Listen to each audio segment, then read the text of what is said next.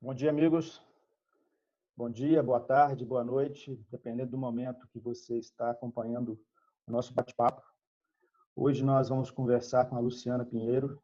Bom dia, Luciana. Bom dia, Delmo. Amigos, a Luciana acabou de lançar conosco, do Instituto Civitas Solis, a versão e-book da biografia da Hilma af Klint, que é uma artista sueca. Ela já tinha lançado anteriormente esse livro por outra editora. É esse livro aqui, que é uma beleza.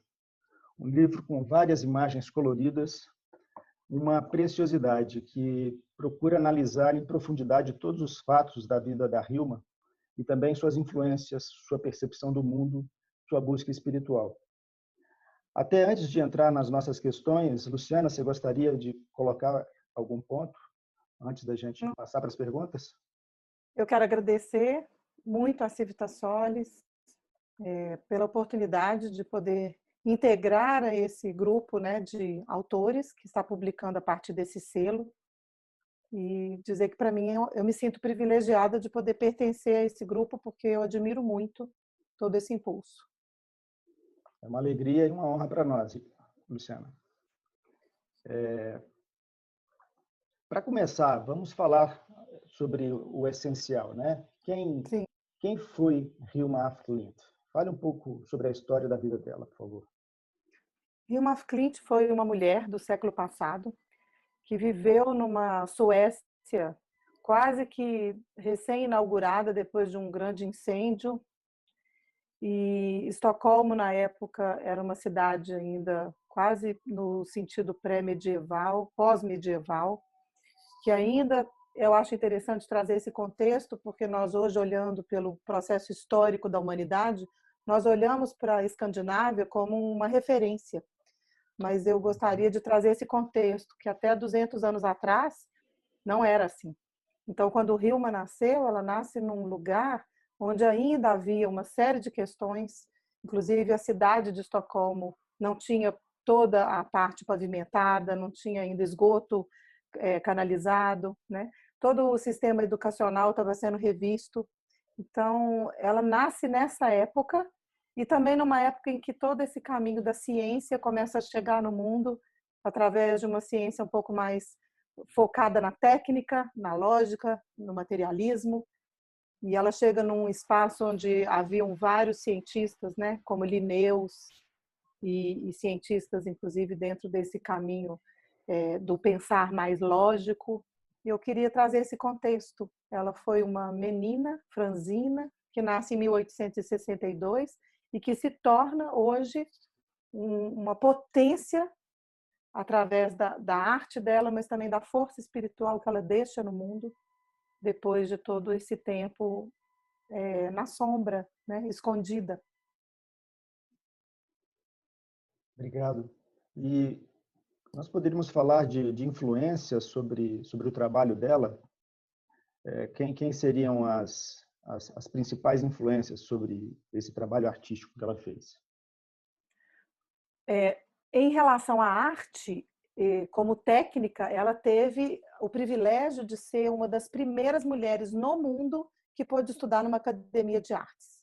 Então, ela foi a segunda turma, historicamente falando, na Suécia, que pôde estudar academicamente, né? Então, tecnicamente, ela herdou todo esse caminho do classicismo, né, artístico, mas como mestres e como escola, a arte que ela deixa para o mundo como legado, ela é fruto de um caminho iniciático dentro da Rosa Cruz, da teosofia e da antroposofia. Então, ela estudou Blavatsky, ela estudou Christian Rosa Cruz, ela estudou Steiner e vários outros mestres que ela teve, diremos assim, conexão direta, né? Que não estavam necessariamente aqui como seres físicos, mas ela recebeu muita orientação de seres de outras esferas espirituais, que ela descreve todo esse caminho através de mais de 26 mil páginas escritas em diários. Obrigado, Luciana. E, Luciana, ela mostra elementos dessa busca espiritual profunda na obra dela, né? Você Sim, poderia falar mais um pouco a esse respeito?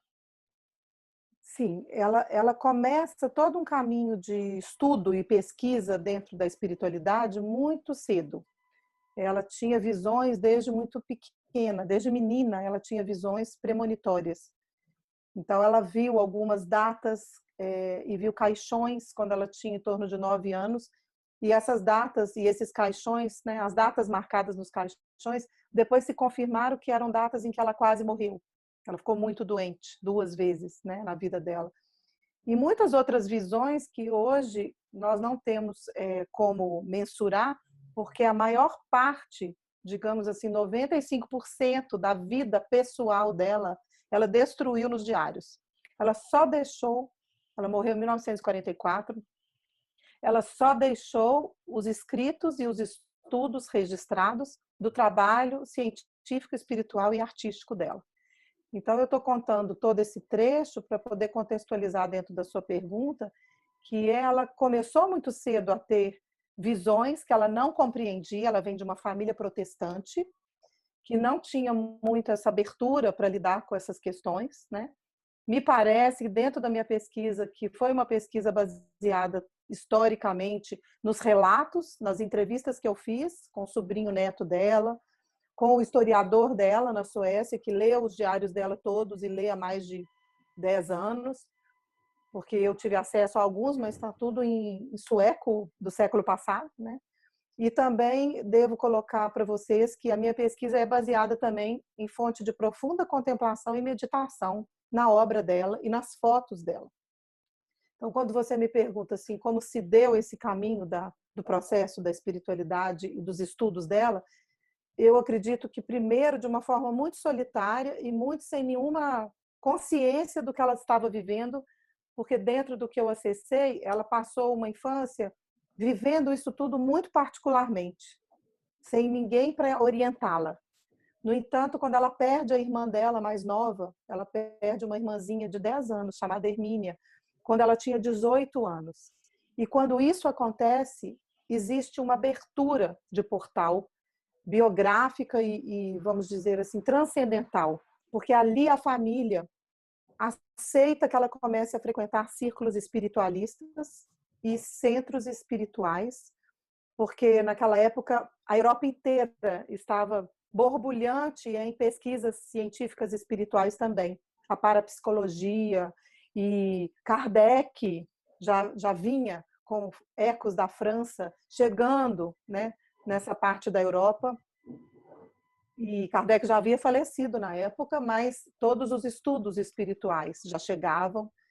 Logo depois já tinha a corrente teosófica chegando na Suécia, a corrente Rosa Cruz, todos esses mestres orientais foram migrando a partir de pessoas que chegavam na Europa para passar a mensagem. E existe um mistério nisso, Adelma, porque ela não tinha nenhuma relação na família nessas correntes, né? Ela tinha amigas que ela encontrou na academia que faziam parte desses grupos herméticos e ocultistas, e de repente ela começa a frequentar, inclusive, sessões espíritas. Me parece que a família aprovou, porque um dos generais, porque o pai dela era militar, era um dos grandes e proeminentes líderes de um desses movimentos.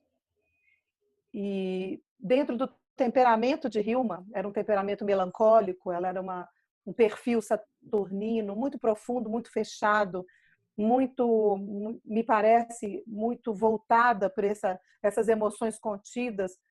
E de tudo que ela descreve, a morte da irmã trouxe para ela um choque muito grande. Então, me parece que ela pode ter entrado em uma profunda depressão. E, em função disso, a família aceitou a ajuda de outras correntes. E ela começa a frequentar exatamente nessa época esses centros, essas seances, que são reuniões, né, de fenômenos paranormais. E ali ela começa a fazer, vamos dizer, uma seleção. Ela vai ficando seletiva. Ela não se identificou com sessões espíritas como fenômenos para conversar com os mortos. Não era isso que ela queria. Ela começa a frequentar outros grupos cristãos de correntes também que aceitavam esse caminho espiritual, não só a religião como uma regra tão definida, mas esse caminho também da transcendência da alma.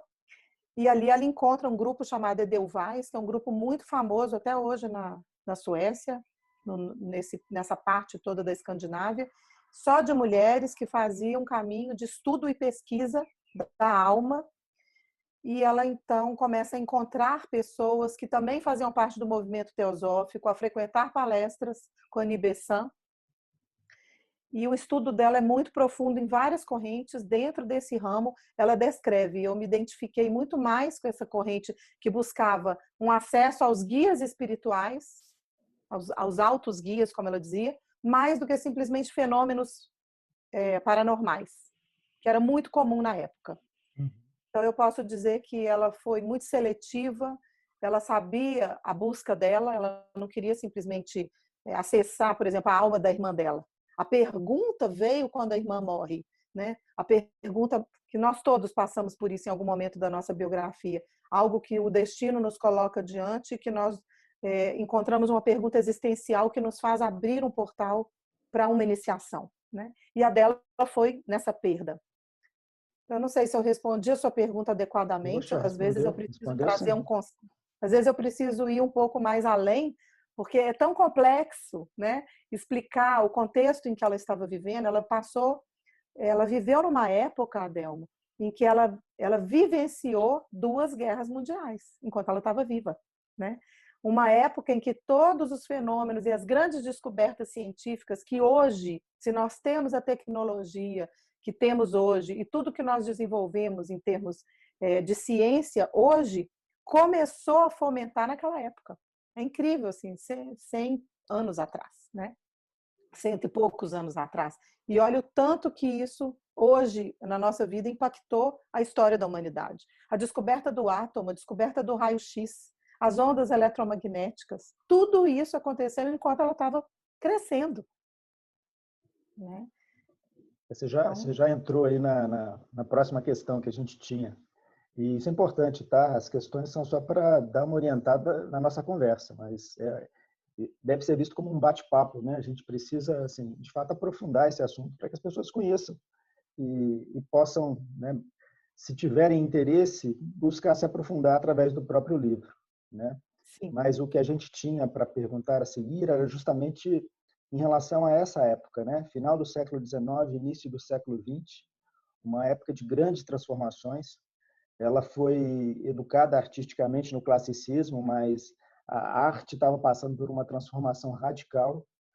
A própria ciência, né, no final do século XIX, antes do golpe fatal na física clássica, chegaram a achar que tudo já tinha sido descoberto, né? Que a ciência já tinha explicações para tudo. De repente, alguns experimentos lá no finalzinho do século meio que mostraram, olha, tem alguma coisa errada. Aí no início do século XX vem Einstein, né? Depois vem os pioneiros da física quântica e assim desferem de fato um golpe fatal em toda uma concepção de mundo, né? Que é a física newtoniana, que teve que passar por uma grande transformação, né? Transformação que deu origem à física relativística, que explica o universo do muito grande, a física quântica, né? O universo do muito pequeno, e mostrou, né, que as nossas concepções de fato são limitadas. E Sim. sem falar em todo o burburinho de busca espiritual da época, né? Você citou algumas correntes, né? A Sociedade Teosófica teve uma influência imensa. Depois, na Alemanha, né, Rudolf Steiner se liga a essa corrente, depois se separa, cria a antroposofia. Vários grupos Rosacruzes, né, que começaram a se estruturar naquela época, o trabalho de Max Heindel, depois o trabalho da própria Rosa Cruz Áurea. Então, assim, foi uma época de grande transformação e de muita busca, né? Busca de trabalhar diferente, de pensar diferente o mundo, de tentar construir uma sociedade diferente. E Hilma está inserida nesse contexto todo, né? Apesar de, como você falou, tímida, uma pessoa quieta, mas ela era também parte de sua época. Inclusive, A obra dela tem influências não apenas da própria arte, mas da própria ciência, né? Dos interesses botânicos dela e por aí. Sim. Você poderia falar um pouquinho sobre essas coisas todas, como assim o espírito dessa época também se manifestou através da obra de Hillman? Com certeza, assim, um dos motivos que me atraiu a escrever sobre a biografia dela, como aconselhadora biográfica e como pesquisadora, é porque, e como artista, né? Também sou artista de formação, é porque eu percebi que ela estava ali reunindo vários pontos, né? Em um único, numa única existência. Além de ser mulher, né? Nessa época, ela era de uma família que não era abastada, o pai era militar, então por isso eles tinham uma qualidade maior, né, dentro da sociedade, mas a família era de camponeses. Então ela viveu um rigor militar, ela foi educada dentro da academia militar até mais ou menos 7 anos. Depois eles mudaram de cidade e tiveram a opção das meninas estudarem em escolas. E é interessante isso, ela já começa a inaugurar esse sistema educacional que a Suécia implementa, porque morreram muitas pessoas na época por peste, porque a cidade estava passando por esse período pós-medieval. Então, como estavam morrendo muitas pessoas, o governo resolveu investir na educação para formar profissionais, né? Então, aí as meninas foram integradas em escolas para meninas. E aí ela pôde estudar numa escola e estudar outras matérias, como as próprias ciências, não só aquela parte que a gente fala, as meninas eram educadas para se casar, né? E o pai, por ser militar, ele tinha acesso a toda a sorte de descobertas e experimentos científicos. Ele recebia, né, vários compêndios e revistas e jornais com as descobertas científicas de toda a Europa. Então, é interessante pensar nessa configuração da biografia, a gente olha para o destino a partir dessa corrente, onde eu escolhi chegar, em que condições, em que época, e o que aquilo me trouxe como ingredientes para que eu me tornasse quem eu, o propósito, né, da minha existência. E ela cresce num rigor militar dentro de um caminho pedagógico, um pai muito disciplinado, uma mãe finlandesa muito prática. Esse caminho do estudo, da pesquisa, ela amava matemática, o pai dela era matemático, adorava matemática, então ela também cresceu dentro desse caminho da geometria, né? Da música, o pai era músico nas horas vagas, então ela foi estruturada nessa infância e juventude dentro de uma geometria, de uma ordem, de uma disciplina, mas muito artisticamente também. E aí ela começa a estudar desenho com uma professora muito famosa na Europa na época, porque era uma botânica. Então ela começa a estudar e a desenhar, né, de forma bem fenomenológica, a observar a planta, a observar o animal e a retratar isso de uma forma tão precisa que a técnica dela foi reconhecida e ela se transforma já na adolescência e juventude, numa desenhista do Instituto Botânico e veterinário. Vários livros hoje pedagógicos ainda têm ilustrações de Hillman. Então, estou trazendo um contexto, um fio de como tudo vai sendo amalgamado nessa história, que deu a ela toda a potência, mesmo sendo uma menina franzina, doente. Ela era uma menina que tinha uma série de questões, assim, ela tinha uma saúde mais frágil, né? Ela era franzina, ela atingiu só 1,5 m de altura na idade adulta, né? Era uma mulher, vamos dizer assim, que não chamava muita atenção fisicamente, mas a potência espiritual dela. E eu fico me perguntando assim, nessa antítese, nesse antagonismo, o quanto isso foi até importante que ela ficasse meio escondidinha, né? Foi interessante que ela não fosse tão exposta, tão, né, disponível para as exposições. E aí, seguindo esse raciocínio da pergunta, né, tudo que aconteceu, quando ela começa nesse caminho artístico clássico, a interferência dela também tinha a ver com um aspecto dela. Ela descreve, nas poucas linhas que ela fala pessoais, de que ela tinha uma alegria muito grande quando ela ia para a ilha da fazenda onde os parentes da família Clint viviam, porque, como eu disse, eles eram de origem camponesa, né? Eles eram camponeses. O pai e o avô se tornaram militares, cartógrafos. Isso também é muito legal. Eles eram cartógrafos, então eles cartografaram todo o Mar Báltico, o avô, o bisavô e o pai. Depois o irmão dela continuou como engenheiro naval. Então, esse caminho de cartografar o mundo físico, e ela foi uma cartógrafa do mundo invisível, né? Eu acho essa imagem muito poética, mas muito pertinente. Então, ela tinha esse amor pela natureza, essa devoção pela natureza, porque ela vivia, vamos dizer, praticamente toda a parte das estações mais frias, né? A Suécia, né? Toda a Escandinávia vive uma boa parte do seu ano recolhida no frio, na escuridão. A luz chega no verão, né? Porque os invernos são muitas vezes invernos escuros durante a boa parte do dia. Mas aí nos verões ela passava 1 mês e meio, 2 meses nessa ilha com a mãe e com os irmãos, porque o pai ia para navegar com os cadetes, né? Quando o tempo melhorava, eles iam para o Mar Alto, né?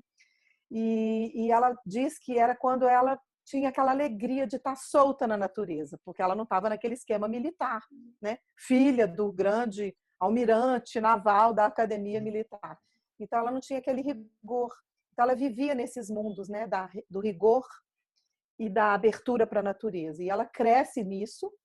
Quando ela então se destaca como uma pintora botânica, ela consegue ter esse olhar fenomenológico e técnico para o desenho, né?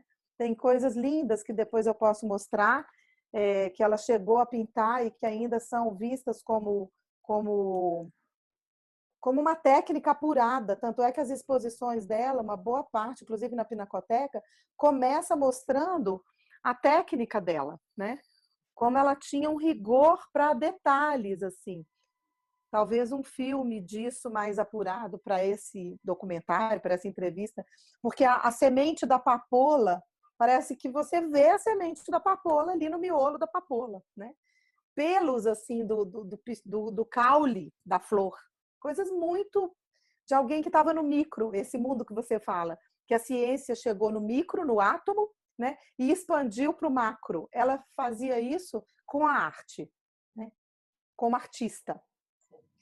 E depois, esse caminho, eu preciso terminar contextualizando essa sua pergunta nesse momento.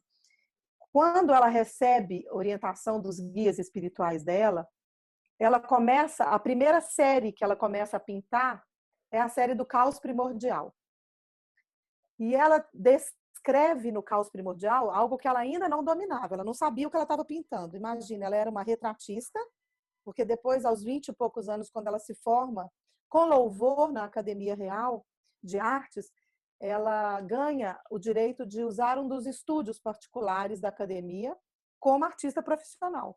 Ela era uma das poucas mulheres que não tinha se casado, ela optou por se manter solteira para se dedicar à arte e à espiritualidade. Ela não se sentiu, ela falou, ela e uma amiga dela, Ana Cássio, que foi uma grande apoiadora do trabalho, as duas eram mais para frente, né? Elas sabiam que o casamento ia exigir delas uma série de forças que elas não poderiam se dedicar ao que elas queriam, que era a pesquisa da arte e da espiritualidade. Então, elas não se casaram. E aí elas se tornaram profissionais, né? E a Hilma, quando sai o telefone, na época, quando é inaugurada o telefone, a lista telefônica, ela tinha o nome dela na lista como pintora retratista.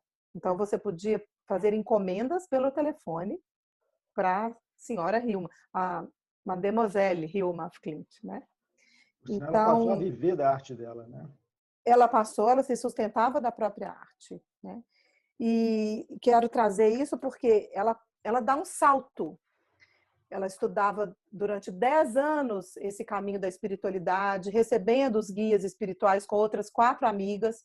Elas tinham um grupo que se chamava The Fem, que são as 5, e elas criaram a própria prática espiritual. Depois de terem estudado muito, de terem frequentado as seances, elas se libertaram do rigor, talvez da instituição, embora a maioria delas fosse membro da Sociedade Teosófica na época, mas elas faziam essas seances mediúnicas e mestres espirituais se apresentavam e elas registravam isso no diário, nos diários, tanto é que tem isso registrado.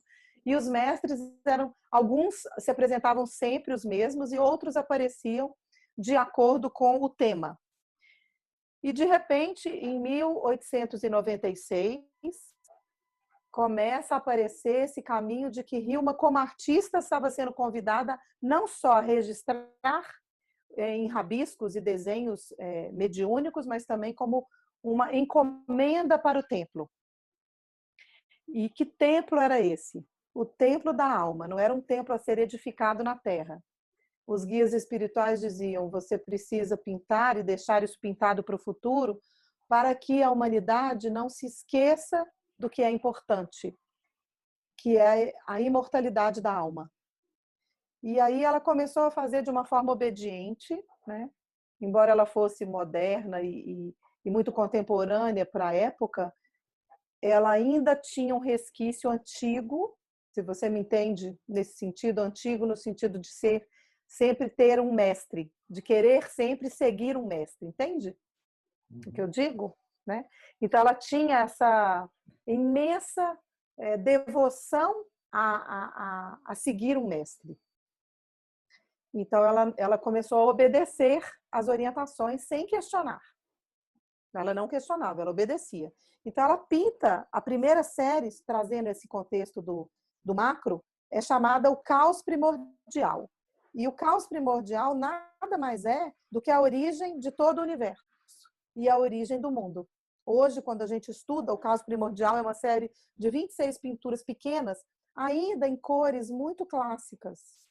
E eu quero mostrar um pouco para vocês essa série. Essa pintura, Adelma, ela é considerada hoje a primeira pintura abstrata da história, pela data dela. Tá? Ela foi pintada em 1906 e é interessante porque as cores que ela começa usando são as mesmas cores da paleta dos retratos muito clássicos da época, os retratos da técnica dos retratistas clássicos da arte, né? Tons de cinza, tons muito fechados, né? Então, depois ela começa a trabalhar com cores vivas, e inclusive cores, um verde bandeira, né? Que são completamente fora da paleta da academia.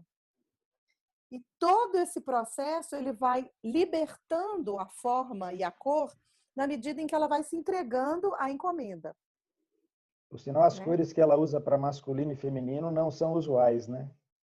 Não. Embora a gente encontre no hinduísmo, nas correntes orientais, que o amarelo era da parte masculina e o azul da parte feminina da alma. Isso eu encontrei recentemente, depois de ter escrito o livro, um estudante, um jovem, um estudante de yoga que assistiu uma palestra minha e eu falei sobre isso, que ela começou a formar um léxico, né? Um processo assim icônico, né? Como na iconografia, né? De cores que traduzem mensagens, né? Assim como letras e símbolos. Era uma iconografia, mas não clássica, né? E aí esse jovem se aproximou de mim e ele falou: olha, você disse que ela contou sobre o amarelo e o azul, né? Como feminino e masculino, mas eu já sabia disso, porque os orientais já falavam disso, né? Então, ou seja, ela não estava inventando e nem foi algo que novo, ela só recebeu a informação da fonte. Então, assim, o caos primordial a gente consegue estudar em 26 lâminas, né? Toda a criação do mundo até o ser humano e todo esse caminho do destino quando entra essa reprodução da vida, quando entra a vida microscópica, a matéria vamos dizer assim, nos seres vivos da água, né? Depois esses seres se transformam em seres terrestres, e aí vem o ser humano, e aí vem a reprodução através desse caminho da humanidade. Enfim, ela vai explicando isso tudo e ela termina numa última imagem que eu acho bem interessante de mostrar, que é uma imagem que já não tem mais verde, que é essa daqui, que tem o trigo, né? Tem o trigo, tem o azul e o amarelo e tem os dois ovinhos, né? Então, assim, ela conta uma história toda em símbolos e formas que nós conseguimos acessar depois através de uma sabedoria imediata do arquétipo, mas a gente acessa conteúdo espiritual. Então, para fechar esse bloco de resposta, eu só queria dizer que o que ela dizia sobre a obra dela é que a obra dela, como arte, era uma moldura. Ela fala assim mesmo, uma moldura. A palavra em sueco eu não vou saber reproduzir, mas ela fala: a minha arte é uma moldura para o conteúdo espiritual que contém nela. Eu acho isso muito legal, porque dá para perceber que ela não fez um caminho como os modernistas estavam fazendo, que também eram pessoas que estavam buscando orientações, né? Kandinsky, Mondrian, Kupka, Munch, todos esses estavam nesse movimento de quebrar uma forma clássica pré-estabelecida, né? O retrato, a paisagem, eram cópias. Tinha que Muitos ser deles cópia. tinham, né, acesso a essas fontes da Tinham. antroposofia, da teosofia. Até antes da antroposofia, ela chegou em 1912, 1913, como instituição mesmo na Terra, mas eles conversavam diretamente com os guias no Oriente, tinham guias tipo os Siris, né, orientais, e o Redon, por exemplo, o Redon era da Agni Yoga, né? Então tem todo um caminho aí de descobertas e de profundidade que Hilma fez à margem dos modernistas, à margem dos pintores abstracionistas, e sem desconsiderar o caminho deles. Mas eu gostaria de desidentificar isso, porque a busca dela não era necessariamente como artista, mas como uma cientista espiritual, que se manifestou na técnica artística dela. E é incrível, né? Porque hoje em dia ela é considerada uma pioneira do simbolismo, né? Como se fosse de uma corrente. E não deixa de ser, né? Parece que a consciência humana, num certo momento, está amadurecida para receber certas imagens, certas informações, ainda que não haja uma conexão exterior, havia uma conexão interna, né? Agora, eu No queria... fundo, Pode falar, depois eu passo para a próxima pergunta. eu só quero contextualizar isso. Eu vejo que, no fundo, eram ondas que chegavam nesse momento da humanidade, assim como chegou o átomo e chegaram as ondas eletromagnéticas, chegaram essas ondas, né, invisíveis, espirituais, que estavam tentando encontrar uma expressão no mundo, né? E encontraram nos artistas, no Redon, no Kandinsky, mas encontraram em Hilma de uma outra forma, né? Mas nós precisamos sempre dessa, assim, de sermos encaixados em determinados movimentos. E, por um lado, o bom disso tudo é que ela pôde ser hoje, estar no mundo hoje, sendo reconhecida, porque ela está sendo reconhecida pelo mercado de arte, não pelo mercado espiritual, não pelo mundo do esoterismo, né? Agora sim, agora nós aqui estamos falando dela num interesse totalmente à parte de uma curadoria artística, por exemplo. Mas graças a um movimento artístico que a trouxe para o mundo, a revelou para o mundo. Uhum. Luciano, eu queria falar um pouquinho sobre essas coisas agora. Tá. O trabalho de Hilma dificilmente pode ser categorizado, né, delimitado, Sim. porque ela tem uma visão muito ampla. Começou com uma pintura naturalista, né, e chegou ao que alguns definem hoje, né, como simbolismo, mas que é muito mais do que isso, né? Era uma artista esotérica. Na arte dela a gente percebe sim tudo isso, né? As influências da ciência, da música espiritual, da teosofia, posteriormente da antroposofia. Existem imagens alquímicas, né? Algumas você consegue mapear, né? Comparar imagens da alquimia medieval até a alquimia do século XVII, que tem muitas similaridades, né? Com a arte que ela fez. O Árvore próprio da vida. Né? Sim, pois é. O próprio hermetismo, né, que é base de todo o esoterismo ocidental, as imagens da Rosa Cruz, e tudo isso, em tudo isso a gente vê um desenvolvimento, né, ao longo do tempo. Eu queria falar um pouquinho sobre esse desenvolvimento ao longo do tempo, de como ela começou, né, como uma pintura naturalista, passou por essa fase que ela trabalhou, né, num grupo, né, sendo a expressão exterior desse grupo. E no final da vida, ela se conectou mais diretamente com a sociedade antroposófica, né? Chegou a Sim, conhecer o Rudolf Steiner pessoalmente, esteve na própria casa dela, né? sim, Em um momento que ele esteve na Suécia. E no final da vida, a arte dela passa por uma nova revolução, né? Em que ela se torna assim uma pintora profundamente influenciada pelas orientações antroposóficas. Queria que você sim. falasse um pouco sobre essas coisas. A gente consegue olhar para a biografia da Hilma separando, inclusive, as fases. Um artista ele tem as suas fases, né? A gente consegue ver, por exemplo, na biografia do Picasso, as fases, né? A fase azul e por aí vai, para chegar no cubismo. Ou seja, existe toda uma evolução de consciência e ele vai evoluindo a partir desse caminho técnico até se libertar.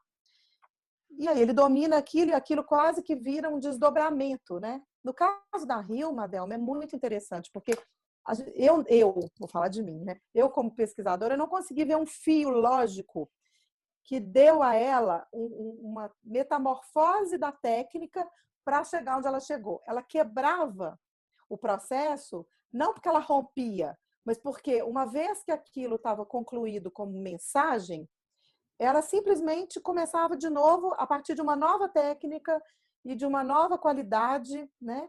E você consegue olhar e falar, mas isso é a mesma artista que pintou? Né? Isso é uma coisa que intriga até os próprios estudiosos e curadores da obra dela. Não parece a mesma mão que pintou isso aqui, né?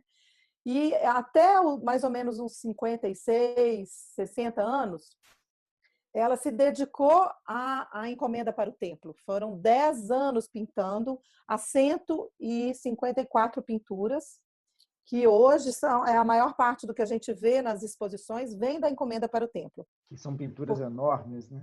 As 10 maiores têm quase 4 metros. Outras já chegaram a 3, 2,5 metros. O caos primordial tinha 26 centímetros. Pensando Então, que ela para você tinha ver, 1,5 metro, né? pensando que ela tinha 1,5 metro, né?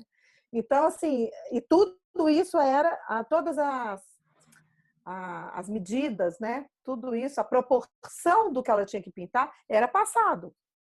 Primeiro ela se preparava, tinha jejuns prévios, orações, meditações, desenhos que ela tinha que preparar para o dia que ela fosse pintar as obras especificamente. Então ela se preparou para começar a série 2 anos antes. Depois, quando ela entra nas séries, ela tinha toda uma prévia de preparação com o suporte das 4 amigas. Tá? No livro eu explico muito cada detalhe, trechos dos diários, né?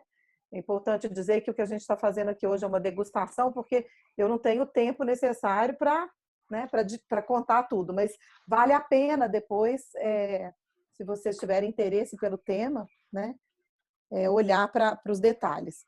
Mas eu quero contextualizar na sua pergunta o seguinte: ela passou de um caminho do retratismo clássico, né? Ela foi inclusive considerada uma retratista tão tecnicamente apurada que ela conseguia viver do trabalho dela, né? Ela também foi considerada uma excelente pintora botânica e veterinária para o Instituto Veterinário, para o Instituto Botânico, ou seja, um olhar para o fenômeno natural, um olhar para a técnica apurada do retrato, né? Ou seja, ela era ótima para copiar.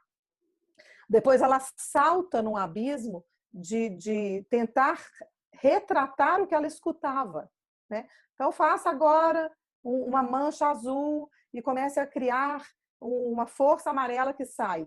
É totalmente diferente de ter uma pessoa na sua frente, você copia ela, ou ter uma paisagem já pintada, porque tinha isso também, né? Você copiava o que já tinha sido pintado. Eu não copiava só a natureza ao ar livre. Essa era a técnica das academias de arte. Copiar o que já tinha sido pintado. Criar, não. Não era permitido criar. Né? E isso foi o que rompeu na época, né, do movimento modernista. Os artistas falaram, não, eu quero criar algo que saia de mim. Né? O que aconteceu com ela foi, não saiu dela, mas através dela, ela projetava formas que ninguém via no mundo físico. E isso aconteceu ao longo de muitos anos. Aí ela entra numa geometria. Quando Steiner a conheceu, e a convite dela, conheceu parte da encomenda para o templo, ela chegou nas 10 maiores. Isso era 1908.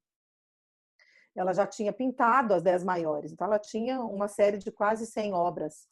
Em 1908, quando ela pede a ele, por favor, que vá até o estúdio para ajudá-la a compreender o que ela estava pintando. E ela só pôde convidá-lo porque, com a obediência da aprendiz, ela pediu autorização aos guias do alto. Porque os guias disseram, você tem que pintar isso escondido. Porque, claro, imagina, mostrar coisas tão modernas e diferentes era quase que como expor algo que o mundo não estava pronto. Mas aí ela, frequentando palestras na Sociedade Teosófica, conheceu Steiner, e o que eu percebo da minha pesquisa própria é que algo dentro dela despertou uma emoção de que aquele homem também tinha qualidades de sabedoria que os guias dela tinham. Então, ela poderia ter uma interlocução mais direta, né, com Steiner do que ela não podia ter com esses guias. E aí ela pede aos guias, numa das sessões, deixa eu mostrar para esse ser, para esse, né, senhor que está aqui no meu país, deixa eu mostrar para ele o que eu estou pintando, eu quero entender o que eu estou pintando. Eu não sou só uma ferramenta, isso ela não disse, é o que estou dizendo. Começou a vir dentro dela uma inquietude que eu acho que é a inquietude desse novo tempo. É a inquietude que a gente precisa ainda, hoje, nesse momento que a gente está vivendo histórico, manter essa rebeldia pelo conhecimento, sabe? Não aceitar o conhecimento só porque ele está aí, mas questioná-lo e reinventá-lo e resgatá-lo a partir das nossas próprias forças, entende? E aí o que eu entendo que ela fez, e que isso é para mim um exemplo, foi que ela se sentia privilegiada de ser uma tradutora desse mundo, ela estava cartografando o invisível, né? Ela estava seguindo um legado, não como o avô e o pai, mas ela estava cartografando o mundo espiritual. Só que não bastava cartografar, ela queria compreender que território é esse que eu estou pisando, ou que eu estou cartografando, né? Eu não posso navegar nessas águas sem entender essa direção. E aí foi autorizado, né? Até me arrepia quando eu lembro disso, porque é uma cena muito emocionante, porque ela foi autorizada a mostrar essa obra e foi autorizada a se libertar de uma obediência cega. Você entende o que eu estou dizendo? No sentido de que a gente pode passar a vida inteira só seguindo orientações, sem questioná-las. Faz sentido isso para você? Assim, dentro do que eu estou te contando? Então, para mim, a beleza do que Hilma fez dentro da técnica, mais do que como artista, foi querer compreender isso. E como artista, ela vai revelando isso na medida em que ela muda a direção da técnica dela. Então, contextualizei isso tudo para explicar. Quando Steiner foi lá em 1908, ele vê aquilo tudo, imagina, 111 telas, 4 metros de trabalho em têmpera, porque na época elas não tinham dinheiro para fazer tudo em óleo. Não tinha canvas no mercado para ser comprado nesse tamanho. Só Castelo tinha obra de 4 metros, né? Então, ela fugia totalmente do que era fácil de ser encontrado. Mas aí, Steiner diz a ela algumas coisas, como um bom, vamos dizer, professor, né, desse estágio que nós estamos hoje, da alma da consciência, ele questiona ela, se tudo que ela está fazendo é de fato algo que ela possa reconhecer onde está ela ali, né? Porque simplesmente o caminho mediúnico não era aceito mais dentro da corrente teosófica, da corrente antroposófica, todo esse caminho da consciência não era mais aceito que você simplesmente psicografasse, por mais lindo que fosse. A busca, né, que eu acho que ainda procede, é uma busca em que você se aproprie dos seus dons e dos seus acessos de forma a poder encontrar dentro de você a consciência e não a inconsciência, né? Então ele dá uma provocada nela. E a provocada foi tão boa que ela ficou 4 anos sem pintar mais nada. Ela abandona totalmente, inclusive a carreira dela como artista. Ela não consegue mais viver nesses dois mundos, né? Vivendo do retrato para poder se sustentar, depois de ter pulado nesse mundo da criação livre, né? E ao mesmo tempo essa pergunta calou dentro dela. Então eu vou estudar. Eu vou estudar. Se eu preciso dominar o que eu estou fazendo e não é técnica, Não é da técnica que a gente está falando, porque técnica ela tinha. Então, eu vou estudar. E ela ficou 4 anos estudando tudo que chegava para ela, a partir de correntes teosóficas, Rosa Cruz, né? O sobrinho neto dela diz que a corrente primordial dela é a corrente Rosa Cruz. E eu concordo, porque ela em essência, ela traz a alquimia o tempo todo, né? O tempo todo o caminho dela é alquímico, ela resgata o tempo todo. E aí o salto maior, quando ela termina a encomenda para o templo, a Primeira Guerra Mundial já estava acontecendo, ela vai para uma ilha para guardar essa obra, porque essa obra podia ser destruída. Ela já tinha abandonado a carreira dela, então ela começa a viver da pensão do pai, o pai já estava morto na época. Ela começa a viver como filha solteira da pensão do pai, e ela vai para essa ilha e vive lá com algumas amigas, viúvas, solteiras já. E aí ela começa a fazer o caminho, que é o caminho do micro. Então, ela tinha pintado, cartografado todo esse mundo simbólico espiritual em 154 pinturas. E quando ela vai na Primeira Guerra Mundial, se refugia com essa encomenda já pronta nessa ilha, ela escreve nos diários, aí é a hora que ela mais fala dela, de que naquele momento ela não queria mais um contato tão social, no sentido, nem o grupo das 5 ela queria tanto mais. Ela queria fazer um caminho solitário e olhar para a pedra, para o musgo, para o fungo. Ela queria encontrar Deus nas criaturas mais desprezíveis, no sentido da natureza, né? Aquelas criaturas escondidas por baixo de uma pedra na praia onde ela caminhava. Então ela fala, eu já pintei o cosmos, eu já pintei toda a cosmogênese, eu pintei a história da humanidade. Agora eu quero pintar o musgo, o fungo, aquela criatura mais miúda que vive na escura terra. E quero ver faz Deus. todo um estudo, né? E aí ela faz um estudo a partir da geometria sagrada. Porque todos os diários dela, e eu explico isso dentro do meu livro, e tem fotos, inclusive, são retratados a partir da mônada, do arquétipo daquele ser. Então, o girassol tem uma forma que não é o que a gente está acostumado, não é aquela forma clássica do girassol, mas ele tem uma forma geométrica no mundo espiritual, né? O fungo. E qual é a missão daquele ser através do fungo? Então, ela começa a desenvolver um estudo, e se os farmacêuticos hoje quiserem, que são alquimistas modernos, né, dá para fazer substâncias, né?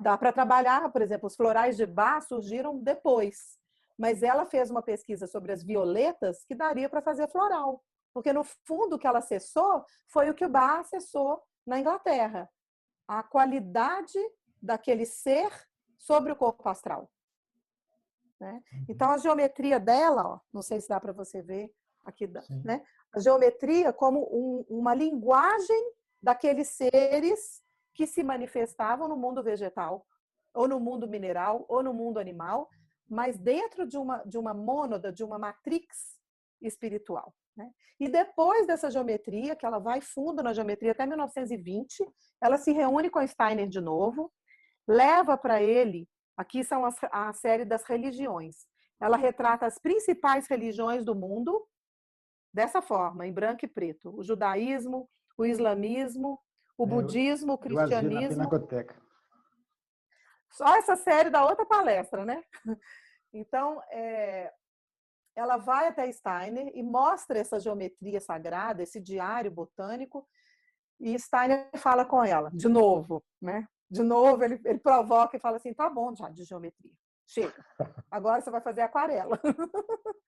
E não tem nada explicado sobre isso, e as pessoas falam, as pessoas que não conhecem a ciência espiritual, e eu não estou falando disso de uma forma pejorativa, nem crítica, porque o que a gente não conhece, a gente realmente não tem como, né, dizer de outra forma, né? É aquela história do elefante, dos cegos segurando uma parte do elefante, né? Você vai dizer o que você está tocando, o que você conhece. Mas se você não conhece o elefante, você não vai dizer que é o elefante. O que acontece é que as pessoas que não têm essa visão do elefante, elas dizem que Steiner a prejudicou, a castrou e a impediu de pôr a arte dela no mundo, porque ele o tempo todo criticava, ele era muito duro com ela, né? Então ela foi impedida, mas tem uma palavra, reprimida.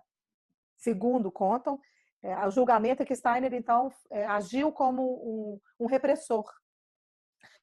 Mas o que eu, Luciana, dentro do meu caminho de aprendiz, tá? Eu sou uma aprendiz também, mas eu estudo a ciência espiritual já tem mais de 20 anos. Na verdade, quase 30 anos. Eu tenho 54 anos, eu estudo desde os 22. Né? Então, é um caminho que eu reconheço, e hoje, com o caminho terapêutico que eu atuo como terapeuta, eu atuo como arte educadora, e dentro do caminho da antroposofia, a gente usa os recursos da aquarela terapeuticamente, né? Pessoas que têm processos de muita forma, né? Quando a alma está muito formatada e contraída na forma, para que essa alma expanda, ela precisa de vivenciar a cor de uma forma mais aguada, fluida, diluída. E pelo prontuário médico de Hilma, na época que ela volta para encontrar Steiner e levar para ele os desenhos geométricos, ela tinha dores no corpo, dando uma indicação de uma artrite, de uma artrose, né? E isso, se a gente olha também pelo olhar fenomenológico do diagnóstico, né, do corpo físico, do corpo etérico, ela estava já fazendo processos de uma profunda cristalização. Né? E na idade que ela tinha, 60 e poucos anos, o que o Steiner deu para ela foi uma indicação médica, uma indicação para que ela se revitalizasse, para ela continuar estudando, porque o que ela já tinha alcançado já era o suficientemente bom como geometria. E aí ele fala, vai pintar aquarela. É quase como se ele dissesse assim, isso me emociona às vezes, desculpa, eu fico emocionada porque eu acho que é tão lindo. Ele fala assim, você já chegou em lugares tão profundos, e dentro da biografia dela, ela foi uma menina tão dentro do rigor, é como se ele dissesse, agora você tem o direito de brincar um pouco, né? Agora você pode brincar. Vai brincar, menina. Você já está levando a vida muito a sério, né? Então, as aquarelas dela, né? Ela solta essa cor, ela se dissolve na cor e fica parecendo uma coisa meio infantil, mas é de uma profundidade, porque ela descreve, né, no caminho dela. Olha que coisa mais bela isso, né? Isso já é uma evolução daquelas manchas, né?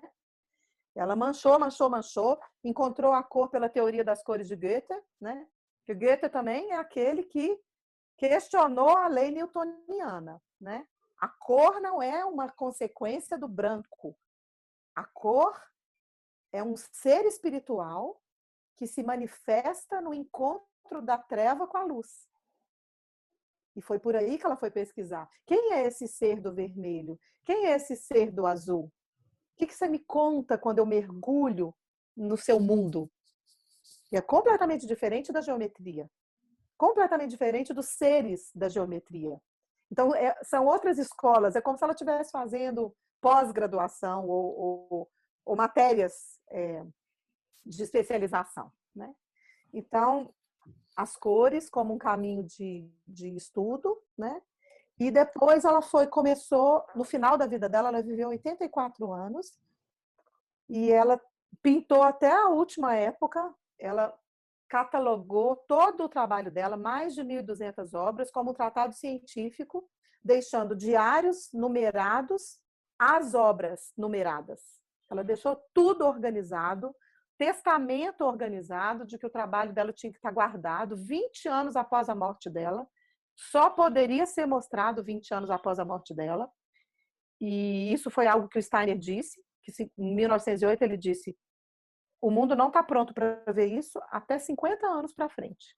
Não tem uma alma ainda que acordou para reconhecer o que você está pintando. Então, não mostre. Só que os guias espirituais tinham dito para ela, isso não é para mostrar para ninguém, é para o futuro. O que o Steiner fez foi dar uma data. Então, ela colocou no testamento dela, em 1940, ela escreveu o testamento dela, de que toda a obra dela, organizada em 26 mil páginas, numerada em mais de 1.000 obras, ia ficar sobre a tutela do sobrinho dela, sobrinho neto, e ele deveria mostrar para alguém só 20 anos depois. Então, aí já é outra história. Não, legal. Acho que isso dá também um gancho para a gente entrar na próxima pergunta. O, o que se vê de tudo que você falou, né, é uma evolução de uma arte e de uma consciência, né? Uma consciência que no Isso. começo tinha assim, uma conexão muito grande com esse plano astral, né? E a partir da influência da antroposofia, gradativamente foi adquirindo cada vez mais autonomia, né? O desenvolvimento dessa alma da consciência, que também foi, né, se desenvolvendo ao longo do tempo, né? Foi amadurecendo, e o que também se expressou através de sua arte. Eu queria que você falasse um pouquinho sobre as séries de obras, né? As séries de artes que ela criava, porque ela sempre produzia dentro de um contexto maior, né? Sim, Tem as 10 boa. maiores, as pinturas para o templo, as Sim. pinturas da fase final da vida dela. Queria que você falasse um pouquinho sobre as principais séries. Isso, inclusive, já é tema do segundo livro que eu já estou escrevendo. Então, tem o primeiro, As Cores da Alma, que agora, graças a Civita Solis, nós temos agora, né, esse e-book, né? Mas o segundo livro é A Alma das Cores, onde eu vou tratar exatamente, especificamente, não mais da biografia, mas das séries. Porque ela trouxe palavras dela, que a obra dela era uma enciclopédia espiritual. E que cada obra era uma página de um livro. E que cada série era um capítulo de um livro, que precisava ser estudado como tal, né? E eu venho me dedicando a estudar isso, né? Já tem já perdi as contas, mais de 12 anos que eu venho fazendo isso, como uma pesquisadora, uma estudante, de tentar ler por trás das imagens, né? Então, eu tenho algumas séries que eu já elegi, que eu já consigo necessariamente trazer mais material, e outras eu ainda dependo de pesquisa. Quero trazer, nesse contexto das séries, uma outra coisa que eu acho importante que você trouxe, que eu acho que vale a pena trazer como informação e como reflexão. Ela sai desse estágio do seguidor, do aprendiz obediente, né? Como ela mesma fala das vestais do templo, né?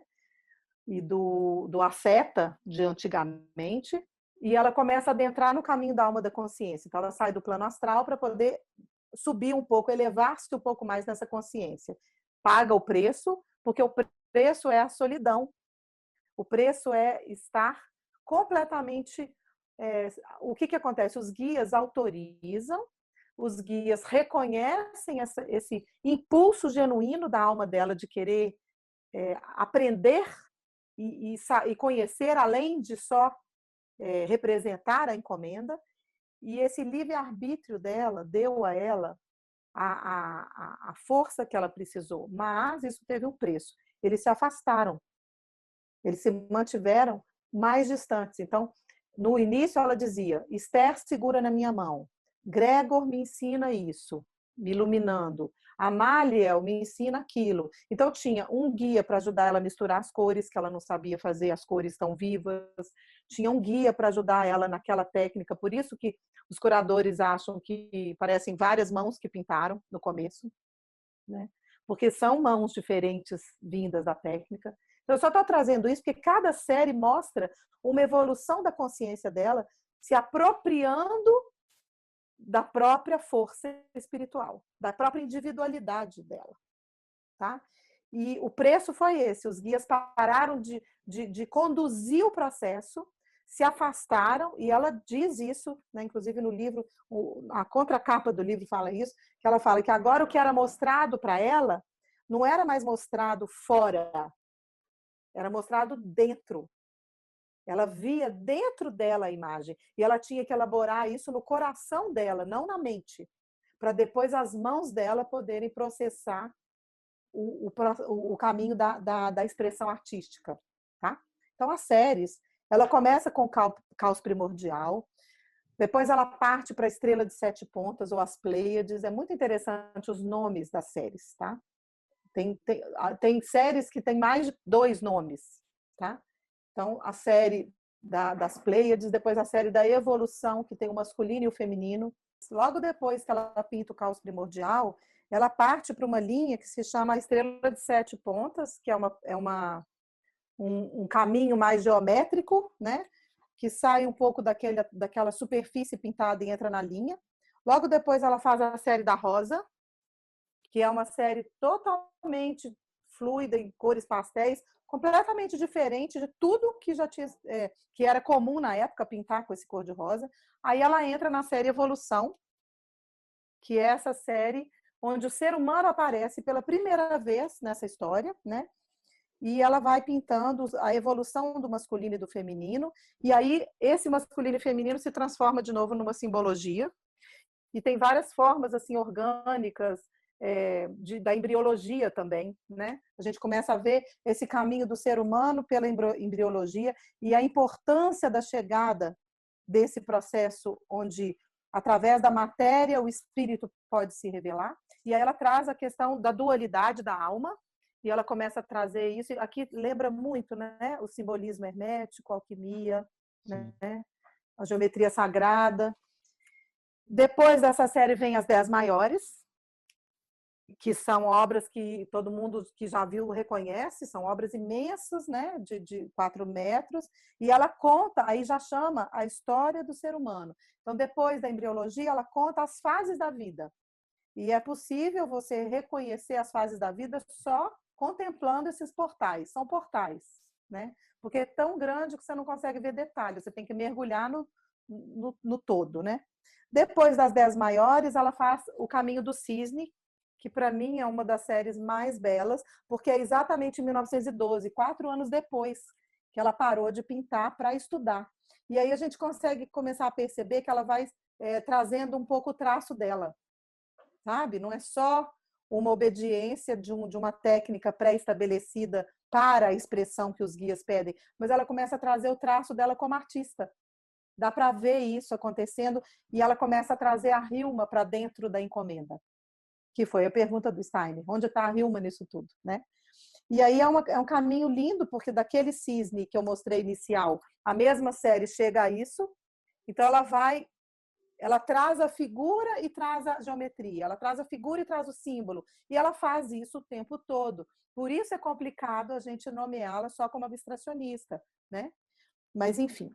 E aí, depois dessa série do cisne, ela traz a série da pomba, que é essa série aqui que dá origem à capa do meu livro, inclusive. A pomba, ela vem a partir desse caminho, onde a pomba aparece mesmo, e tem a ver com a Sofia. Tem a ver com a queda de Sofia, né? Com esse caminho de Sofia, a chegada na matéria, né? O processo todo da queda e do reencontro, né? Do resgate.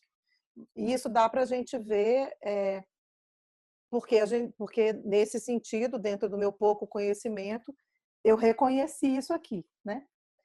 Mas eu vi pessoas, eu tive a sorte de estar em várias exposições dela pelo mundo, e uma dessas exposições era em Oslo, que era uma grande exposição, e eu fiquei horas dentro da exposição observando as pessoas diante da obra, né?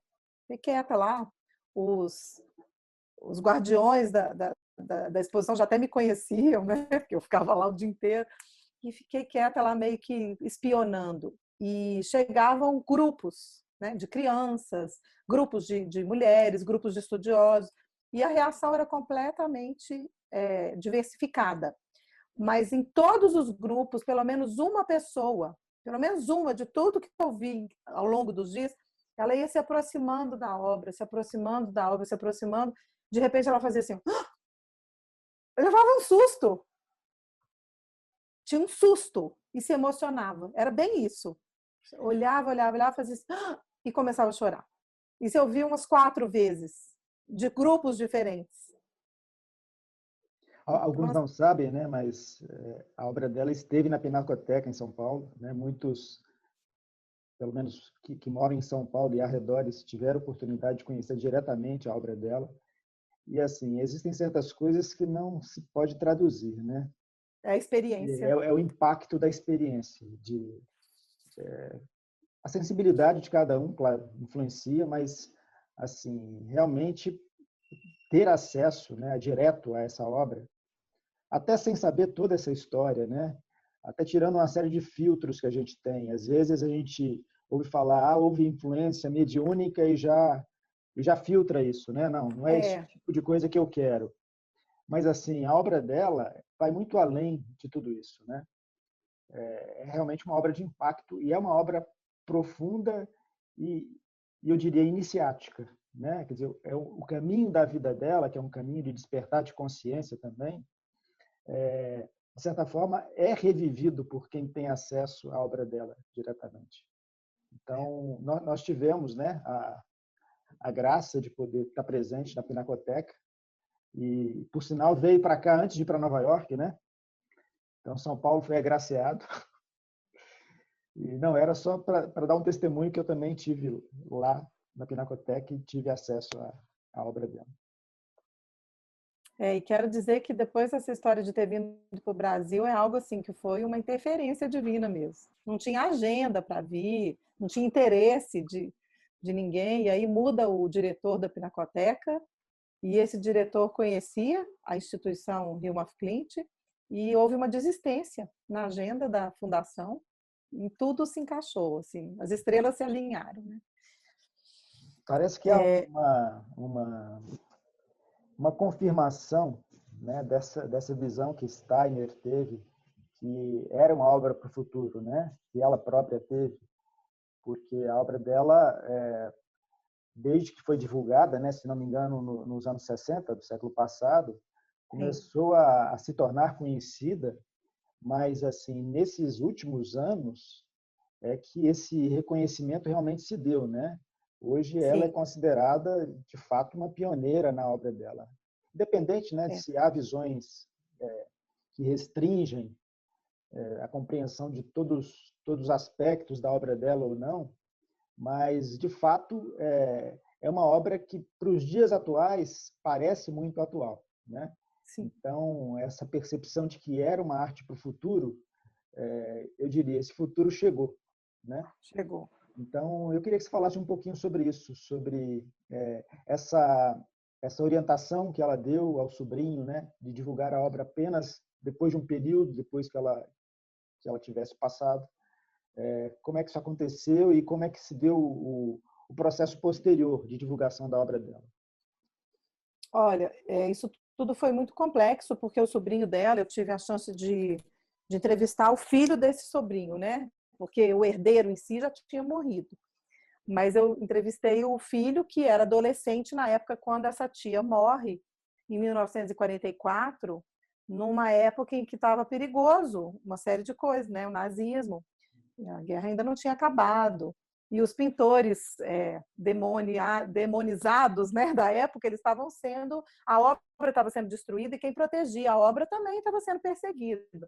Então, quando ela morre, deixa um porão de obras, né, que o próprio sobrinho não tinha a menor ideia do que significava aquilo tudo, né?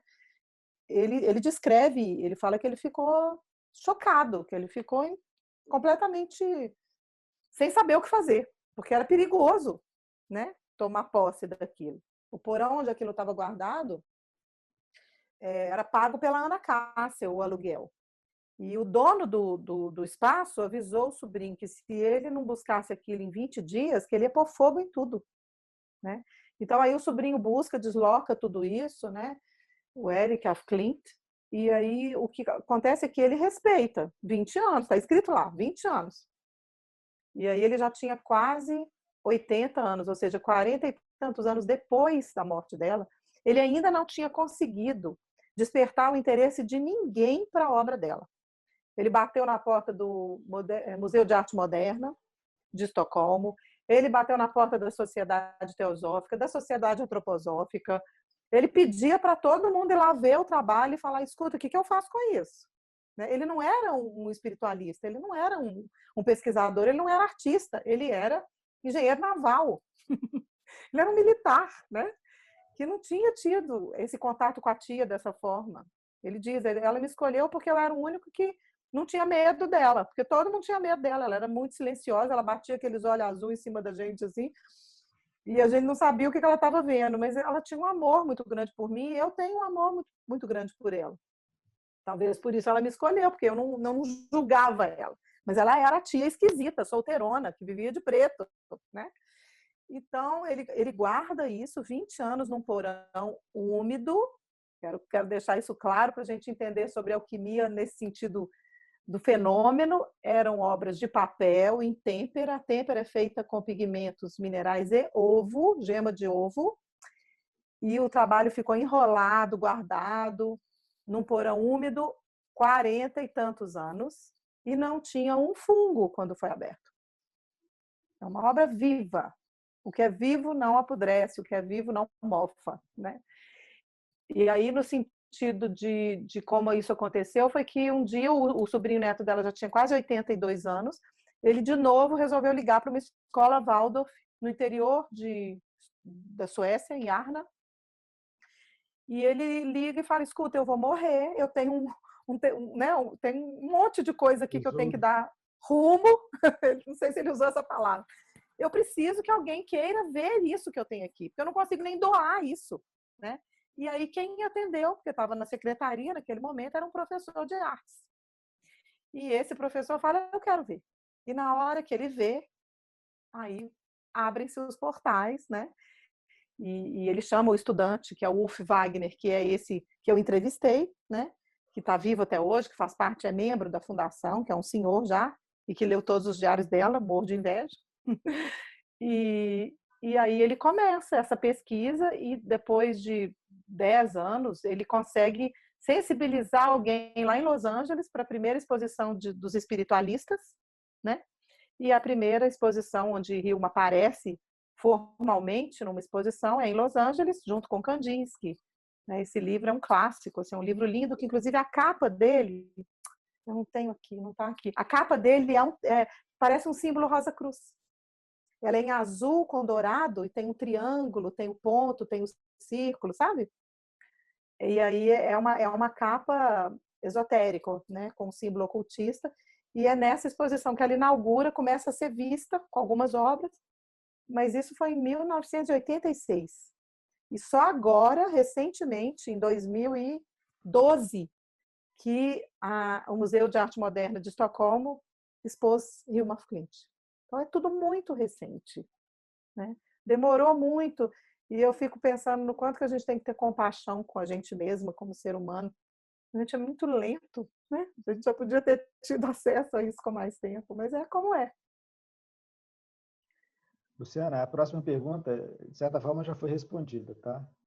Se você quiser aprofundar algum ponto, mas era como e quando a obra de Hilma passou a ser conhecida e se disseminar, desde as primeiras exposições até a atualidade. Se você quiser então, falar mais alguma coisa, de certa forma, você eu já só quero dizer começou a isso. falar disso, né?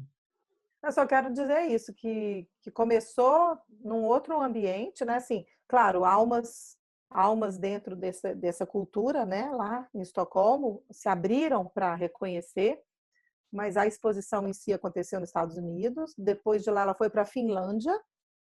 Tem um catálogo que já está esgotado, que eu tenho, que é maravilhoso, de uma exposição dela na Finlândia.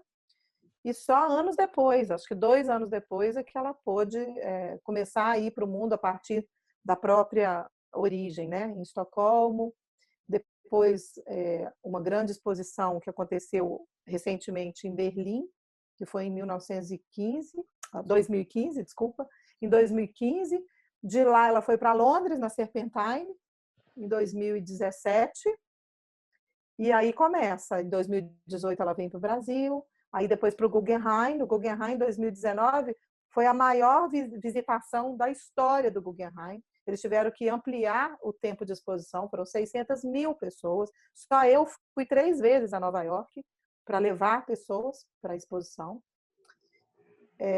Depois disso, infelizmente, a grande exposição que está acontecendo... Depois da Pinacoteca, né? Foi depois da Pinacoteca. Agora está acontecendo em Malmo, na Suécia, já estava com tudo fechado para ir também, para levar um grupo para ir, para continuar minha pesquisa para o livro 2, mas as portas estão, nesse momento, fechadas. Mas, na verdade, lá eles já reabriram, né, a visita. Mas não sei se eu consigo ainda chegar a tempo, mas é uma belíssima curadoria com obras que eu ainda não vi. Ah, não, ela foi a Munique, eu estive em Munique também, no início de 2019, depois do Guggenheim, ela foi para Munique, com outras pintoras espiritualistas, que vale a pena também lembrar que ela não foi a única mulher que recebi essa corrente, né, como pintora, como artista. Ela foi uma delas, mas talvez, como os próprios guias disseram, né, vou terminar dizendo isso, eles disseram: você não é a única e você não é a melhor, a mais gabaritada e habilitada em compreender os recados do mundo espiritual. Ou seja, ela era aprendiz, né? Ela não era iniciada num nível master. Mas nós escolhemos você, eles disseram, porque você é a única que vai levar isso até o fim.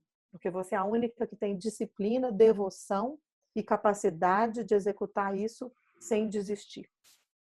Né? Então, ela é uma das únicas artistas no mundo hoje que tem toda a obra dela reunida num único acervo. Porque nada pode ser vendido, ela deixou isso no testamento. Hoje a gente vê leilões de 500 mil euros, uma aquarela, mas uma aquarela que ela deu de presente para uma amiga. Né? Agora, o acervo da obra espiritual, essa enciclopédia espiritual, e eu quero deixar isso gravado, né? Com o coração cheio de esperança de que isso seja respeitado, de que a gente não ceda como ser humano ao capitalismo de comercializar essa obra, né? Que ela seja respeitada nos desejos dela de não virar um comércio, de sair distribuindo a obra dela em museus e desmembrando esse legado, né? Porque já não temos acesso a ver a obra toda como uma enciclopédia, a gente lê páginas arrancadas, né? Não existe ainda condições de ter uma visão panorâmica das 1000 obras que ela pintou. A do templo, eu estou escrevendo sobre isso, são 154, mas eu, como pesquisadora e reconhecida na Fundação Hilma af Klint, não tive acesso às 154 obras catalogadas na série numérica que elas são. Não tive. Então, eu também não consigo ler o volume completo. Né? Então, eu sinto que nós temos muito ainda para pesquisar. A gente nem começou. Seria uma pena realmente desmembrar, né? Porque está tudo dentro de um contexto muito mais amplo, né? Imagina você pegar uma série e desmembrar. Não faz sentido, né? As coisas estão relacionadas. E perde a essência, né? Sim. O próprio curador dela, que é o Daniel Birman, que é um cara, eu acho ele um cara bacana, assim. A gente vê que ele tem uma bagagem. Ele não posso dizer que ele estuda o ocultismo, mas ele tem uma bagagem e ele respeita. Eu ouvi ele dizendo, né, numa entrevista, ele disse: olha, eu sou sueco, eu falo sueco. E eu leio os diários dela e eu não entendo nada. Então, não, porque o repórter estava perguntando para ele por que o conteúdo dos diários não estava sendo colocado junto com os catálogos, né? Já que estava numerado, então os repórteres sabiam que tinha um número associado a uma página de um diário. Ele falou: se eu não entendo nada, como que eu vou publicar uma coisa dessa, entendeu? Não entendo nada. Então, eu estou com a obra, eu me atenho à obra como curador. E é difícil mesmo. Os tradutores do livro, os tradutores que eu contratei, que falam português, que entendem, né, sueco e entendem português e estudam línguas e tal, eu tive que dar aulas para eles entenderem o que eles estavam traduzindo. Eu tive que dar aula de trimembra de corpos sutis, eu tive que explicar para eles, né? Aula sobre os nomes, né, esotéricos. Eu tive que explicar o que era corpo astral, corpo etérico, né? Tudo isso que eu tive que explicar, a diferença de alma para espírito, porque eles falavam: eu não sei traduzir isso. Eu sei sueco, eu sei português, eu sou formada em línguas, mas eu não consigo entender o que eu estou traduzindo. Então, é complicado, viu, Adelma? É um caminho pedregoso. Luciana, a gente está no final da nossa conversa de hoje. Assim, para finalizar, tem uma última pergunta e depois você fica à vontade para passar seu recado, né? Para talvez fazer um resumo de tudo que falamos aqui, para falar um pouquinho mais do próprio livro. Mas o que a gente preparou como última pergunta é como essa obra da Hilma hoje tem sido recebida e interpretada pelos especialistas em arte. A gente tem a visão esotérica, né? Mas a gente sabe que os especialistas, como você acabou de falar, têm uma outra percepção, né? Então, como é que essa obra se encaixa dentro de um contexto maior do ponto de vista dos especialistas? Como é vista a importância, né? Alguns colocam a Hilma como pioneira do simbolismo e outras coisas. Eu queria que você falasse um pouquinho sobre isso. Tá? Tá. De forma bem assim neutra, o que a maioria dos curadores, da curadoria, daqueles que têm acesso à obra para exposição em museus, eles a veem como como uma pintora abstracionista, como a pioneira do abstracionismo, e eles selecionam as obras abstratas e não as figurativas, mesmo que aquilo tenha uma sequência que intercala, né, como eu mostrei na série da Pomba. Então, é assim que ela tem sido mostrada para a maioria do público, como a primeira obra abstrata, como a primeira abstracionista, como a precursora do abstracionismo, do modernismo, como aquela que pintou antes de Kandinsky, a primeira obra, né? Outra coisa que eles colocam é uma crítica muito profunda, como se a antroposofia, a teosofia e as correntes espiritualistas estivessem no mesmo rol de uma religião. Então, como se ela tivesse sido uma adepta religiosa e obcecada por aqueles sacerdotes do templo, e que por isso ela obedeceu a esses líderes, né, das instituições e tudo, e por isso eles a prejudicaram como artista. Isso também eu já venho lendo há um tempo, né? Então, isso é o que vem acontecendo de uma forma mais materialista, tá? Uhum. Mas de uma forma mais abrangente, e eu acho que isso é uma percepção otimista, porque eu sou muito otimista, não importa o que está escrito nos catálogos ou o que os curadores estão dizendo nas entrevistas, porque as pessoas estão recebendo o que elas precisam, como bálsamo e como alimento espiritual. Eu sou testemunha disso. Eu já fui testemunha de grupos e de, né, pessoas que eu venho falando sobre a obra e mostrando a obra, assim, e os depoimentos dessas pessoas, inclusive depois do livro que eu escrevi, é de que a vida delas mudou. Elas encontraram algo que elas buscavam, que elas tinham sede, e que elas encontraram algo através da arte da Hilma que deu a elas um rumo diferente. Elas começaram a estudar o que elas estavam vendo, elas começaram a buscar as fontes que inspiraram Hilma, e elas encontraram propósitos que elas não conheciam. Então, para mim, o que eu percebo é que, se é para eu deixar essa última mensagem, né, é que se cumpre o legado dela em cada um de nós individualmente. Isso não vai acontecer mais de forma a colocá-la num patamar de igualdade em todos os lugares por onde ela passar. Mas ela vai tocar cada alma humana, né? E isso me sustenta hoje na pandemia, né? Eu tenho falado muito dela nesses últimos tempos de isolamento, e o quanto que a obra dela liberta, né? O quanto que a obra dela desperta e amplia a nossa visão muito além das paredes, da máscara e de um vírus fatal. Então, eu acredito nessa ciência espiritual, nessa ciência da alma, como o futuro que chegou.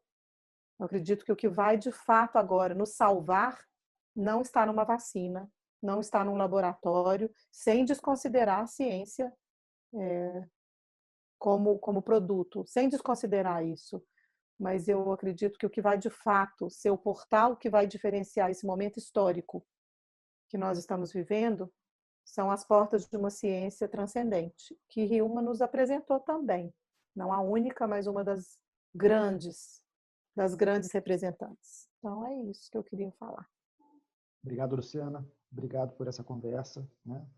Acho que todo mundo que assistiu viu que é uma conversa entre amigos, muito Sim. espontânea, né? Porque nós já nos conhecemos há algum tempo. Só lembrando que vocês podem ter acesso a essa obra, ao e-book, através da nossa página, civitasolis.org.br. Também podem adquirir o e-book através da Amazon, tá? Já está disponível. Quem preferir também o livro físico, que foi lançado por outra editora, também está disponível. Então, conheçam essa obra. É uma aventura conhecer a vida de uma pessoa tão especial, uma pioneira, certamente, né? Uma mulher, uma artista, uma pessoa de um pensamento de vanguarda, uma pessoa que estava junto com outros grandes na época, né, junto com Steiner, junto com o trabalho prévio de Blavatsky, com os grupos Rosa Cruzes, realmente preparando a consciência humana para um novo momento. Então, acho que é essencial conhecer a Hilma, acho que é essencial que tenham vocês interesses esotéricos ou não, saibam que a Hilma hoje é considerada uma das grandes artistas de todos os tempos, né? Sim. Com várias interpretações sobre a obra dela, né? As mais esotéricas, as dos especialistas mais materialistas, mas não importa. O fato é que a obra está sendo divulgada e, de fato, né, como previsto, está ganhando a cada dia mais importância, está sendo colocado no devido lugar, né? Na verdade, é uma obra que já nasceu com seu valor, mas a consciência humana teve que se transformar e se transformou radicalmente ao longo do século XX, ao longo desse início do século XXI, para poder receber essa obra e realmente poder também receber tudo o que ela tem a dizer, né? É uma determinada consciência que também pode se tornar receptiva a isso que ela traz, né? Que está muito além de simplesmente ser vista como uma obra esotérica, apenas como uma obra de canalização ou coisa assim, né? Existe um aspecto muito profundo, né, que precisa ser conhecido por si mesmo, né?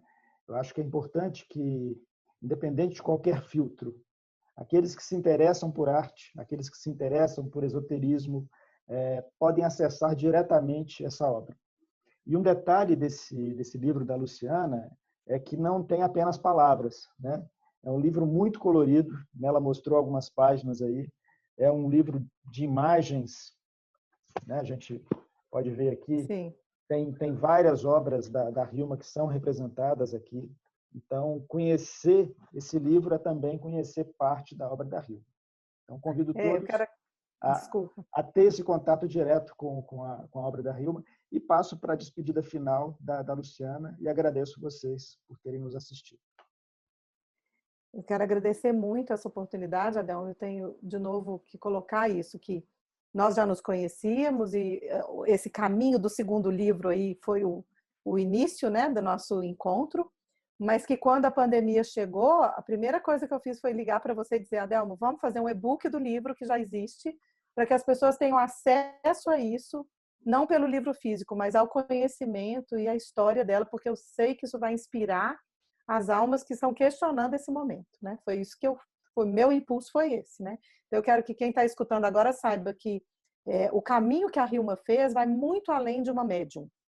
Ela começou como médium, que foram os recursos da época, mas ela viveu uma passagem, uma transformação, onde ela se apropriou de toda a experiência dela e ela realmente fez o caminho de consciência. Então, vale conhecer a história dela, e por isso eu escrevi a história dela, porque ela é um exemplo para quem quer fazer esse caminho e quem atravessa esse caminho e que precisa perceber que para chegar nesse ambiente da consciência, a gente precisa começar de algum lugar. E ela foi para mim um exemplo dessa disciplina espiritual da iniciada da nova consciência, da iniciada moderna, que não simplesmente repete e perde a consciência para representar algo maior, né? Ela se apropriou do que ela fazia. Bom, então, dito isso, o e-book a missão do e-book é essa, que as pessoas tenham acesso, mas ele foi criteriosamente preparado, por isso ele demorou mais tempo, porque ele não é só texto, ele tem imagens e ele tem o mesmo rigor artístico que eu, como artista, fui exigente que fosse um livro que fosse degustado pelos olhos também, não só pelas palavras. Então, ele tem esse capricho que foi respeitado pela editora dentro do e-book. Então, não é simplesmente um e-book em preto e branco, né? Isso vale a pena dizer. É um livro para ser apreciado. As imagens que estão ali têm muito mais uma relação com a biografia dela, com fotos. Ainda não é o livro de todas as séries, mas isso é possível ser acessado, inclusive nas minhas redes sociais. Depois podia aparecer aí, né? Se for o caso, para vocês compartilharem o meu Instagram, onde eu tenho postagens diárias das obras dela, explico, inclusive dou alguns spoilers do livro 2 que eu já estou escrevendo, né? É isso. Obrigado, Obrigada. Luciana. E só reforçando o que a Luciana falou, esta é a primeira colaboração que nós tivemos, né? É o primeiro passo, mas nós temos novidades pela frente, tá? Obras Sim. inéditas que serão lançadas assim que possível, em colaboração com o Instituto Civitasolis. Obrigado a todos e até a próxima. Obrigada.